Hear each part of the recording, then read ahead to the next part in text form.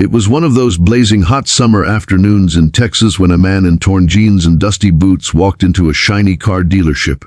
His hair was messy, his beard was wild, and his old jacket looked like it had seen better decades. Everyone in the room turned to stare. He walked straight to the counter, placed his calloused hands on the glass, and said in a calm, steady voice, "I'll take 5 Mercedes trucks. Cash." The salesman laughed. Some whispered. One even joked, "Sure thing, buddy.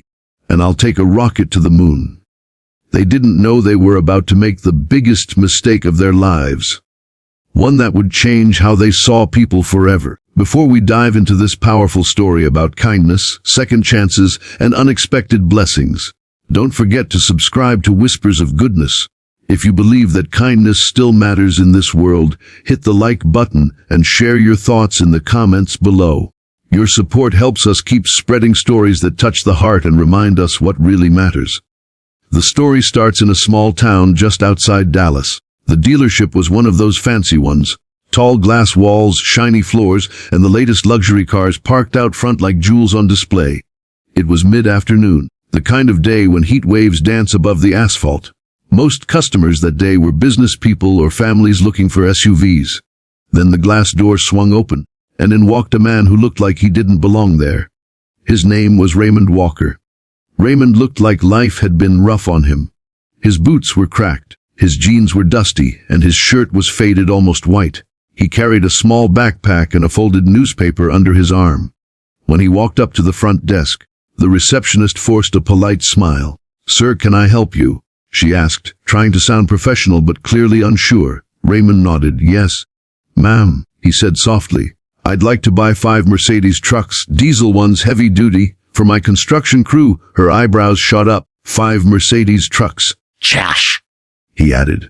That word, cash, hung in the air like a spark. A few salesmen turned their heads. Then one of them, a young guy named Mark, walked over grinning. "Of course, sir," he said in a mocking tone. "Let me show you our premium line. You'll love them. If your credit card doesn't melt first." A couple of others chuckled. Raymond didn't laugh. He just looked at Mark and said quietly, "You shouldn't judge a man by his boots, son." Mark led him outside to the lot, still thinking this was some kind of joke. Raymond took his time, walking from one truck to another, checking the engines, running his hand along the hoods. He asked questions, smart ones, about torque, towing capacity, and engine performance.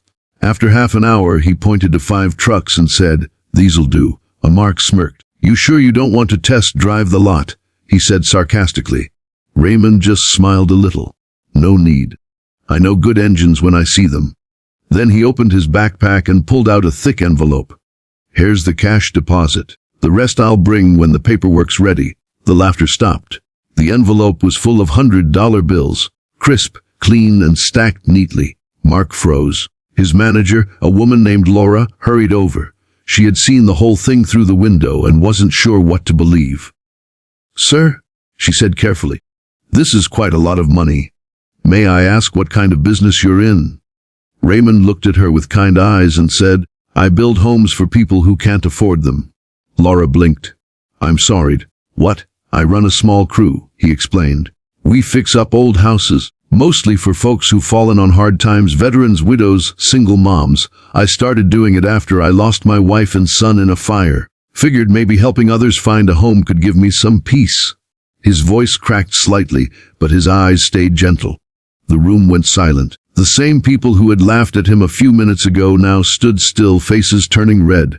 Laura invited him into her office and offered him water. For the next hour, he told her his story. Raymond had been a construction worker his whole life. 10 years earlier, he'd lost everything in a house fire. His family, his savings, his will to live. He'd spent months drifting, doing odd jobs, sleeping in his truck. Then one night, an elderly couple found him behind a gas station and offered him a hot meal. That small act of kindness changed his life.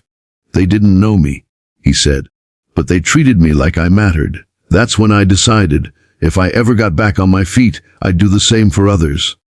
Over the years, he slowly rebuilt himself. He worked hard, saved every penny, and eventually started his own small construction crew. They repaired broken homes. No fancy contracts, just handshakes and heart. Now a big non-profit organization had partnered with him to build affordable housing for veterans. The trucks were for that project.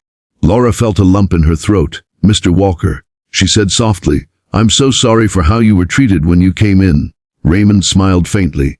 "No harm done, ma'am. We all make mistakes. It's what we do after that matters." Mark, the salesman who had mocked him, walked in quietly. His face was pale. "Sir," he said, "I owe you an apology. I shouldn't have judged you." Raymond nodded.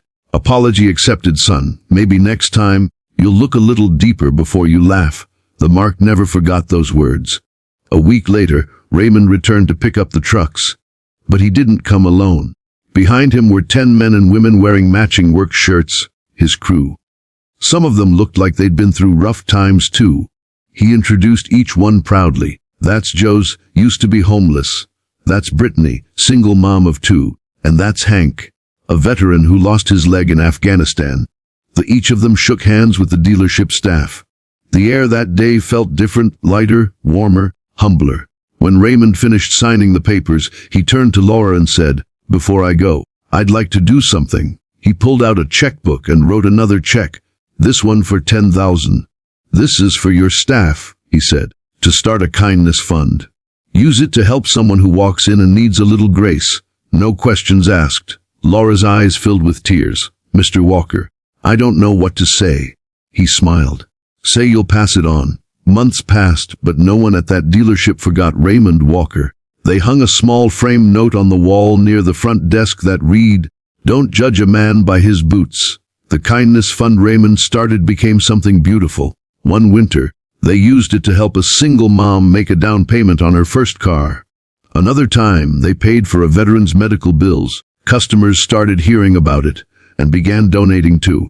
Before long, that dealership, once known for its fancy cars, became known for something far more valuable: compassion. And Mark? He changed completely. He started volunteering with Raymond's construction crew on weekends. "He taught me that kindness isn't weakness," Mark said later. "It's the greatest strength a person can have." You see, kindness doesn't always show up wearing clean clothes or driving a shiny car. Sometimes it walks in with dusty boots, tired eyes, and a story that would break your heart. That day, a room full of people learned that wealth isn't always about money. Sometimes it's about the heart. Raymond Walker reminded them that every person deserves respect, no matter how they look, talk, or walk into a room. Because when you choose kindness, you never know who you're touching: a stranger, a future friend, or maybe an angel in disguise. So, next time you meet someone who seems rough around the edges, remember this story. Listen before you laugh. Offer kindness before you judge. You never know what miracle might follow. And who knows, maybe one small act of goodness could change your life, or someone else's, forever. If this story touched your heart, don't forget to subscribe to Whispers of Goodness. Like this video, share it with someone who needs a reminder that kindness still exists. And leave a comment telling us how kindness has changed your life. Because together, we can make the world a little softer. One whisper of goodness at a time.